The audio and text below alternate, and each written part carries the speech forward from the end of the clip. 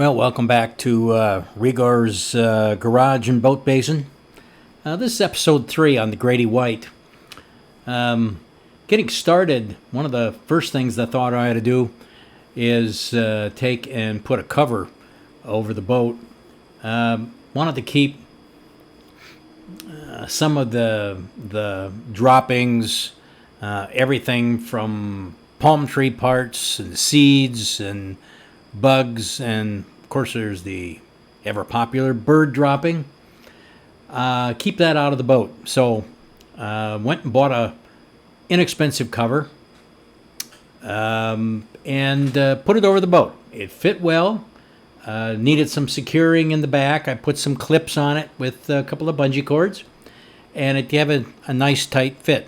Well, come October of 2020, a tropical storm came through, and I found that the cover, although it was inexpensive, was not particularly durable, and the back half of it basically ripped into pieces.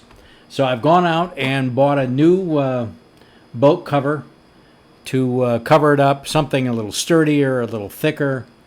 Hopefully that'll keep the inside clean.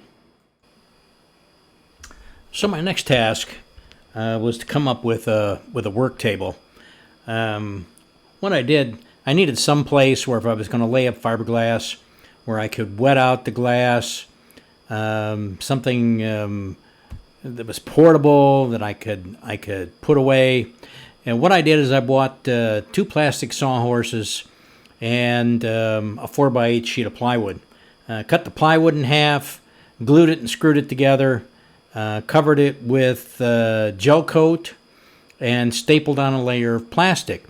Seems to have worked well. I mean, I'm started laying up the transom, as you'll see, and it has worked well. If anything, what I should have done is make it wider.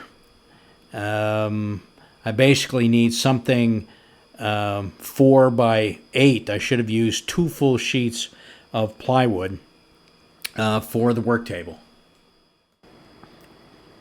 So the next thing I did was I started filling the holes in the transom. Approach I used there was to take I bought some various size oak dowels from that popular boat store, Home Depot, and took a drill bit of an equivalent size, and I drilled the holes to size. And mostly the bolt holes were either very small or they were a 1/4 inch, 1/2 ace, or 5 ace in the case of the motor brackets. And what I would do is I would epoxy. I'd use a little brush. It's usually a flux brush. It's a metal handle with a bristle on the end. I'd use a flux brush, and I would take epoxy and apply it in the hole, and then I would take epoxy and put it on the dowel, take my trusty hammer, and drive the dowel into the hole. Waiting 24 hours for the epoxy to set up, I would take a Japanese. It's like a pole saw, very flexible. I had a small one, and I would take and lay it right next to the dowel on both the inside and the outside of the hull, and cut them off flush. Each of these will be ground down to form a divot. Of which usually I leave a lot of if I ever try to play golf. And what I'll do is put several layers of resin and either some chop strand mat or some 1708 over the hole in a preparation for a layer of gel coat. My next step was to try and fill in the notch in the transom. With this, I did some demolition work.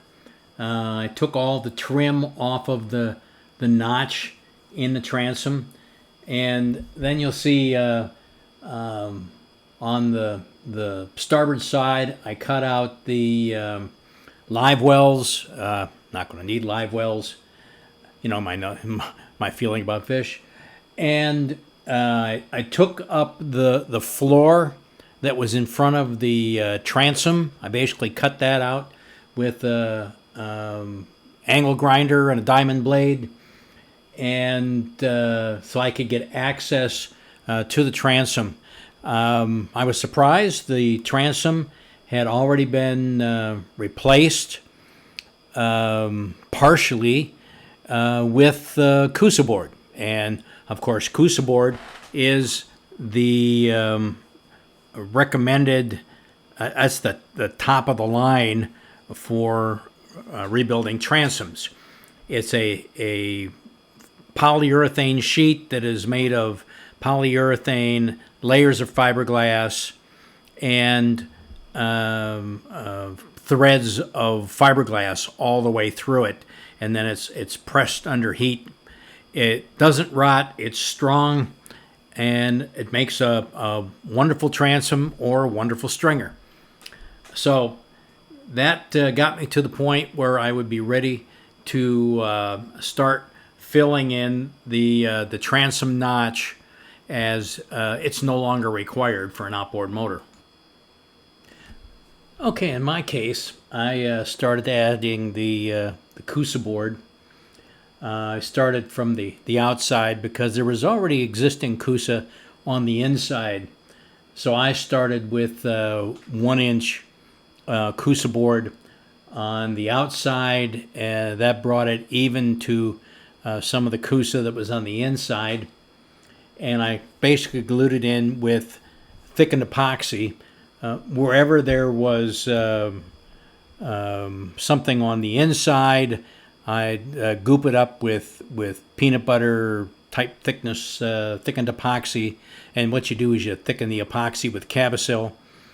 Epoxy gives you a lot of time to work with, something like an hour. And then you start gluing it up. And I would do this layer by layer. So I would modify my template, starting with the outside, moving towards the inside, and between each layer of Coosa Board, I would put a layer of 1708 glass, and of course 1708 is 17-ounce woven roving, stitched together with chop strand mat. And what you do is you wet it out on both sides and kind of roll it up, and then you slowly unroll it while you take a brush or a paint roller. I use the small paint rollers, and you roll the air bubbles out as you, of course, you coat the inside of the Coosa boards with unthickened epoxy, and what you want to do is you want to saturate the fiberglass. I'll put in the resources. One fellow who is very instructive on doing this, he's got a backyard boatyard, and it'll kind of show you how to do it. But so I ended up with several layers. Basically, the transom is approximately, when it's finished, it'll be 3 inches thick. And in my last iteration, I have 5 layers of 1708 on the outside of the transom. My next step is I've got a couple places where some air bubbles crept in, and I'll have to grind those out and put in small 1708 patches. And then I've got to make sure to start fairing the transom, and that'll basically be the next episode. But this is as far as we've gotten so far on doing the transom. So thanks, and I hope you enjoyed this episode.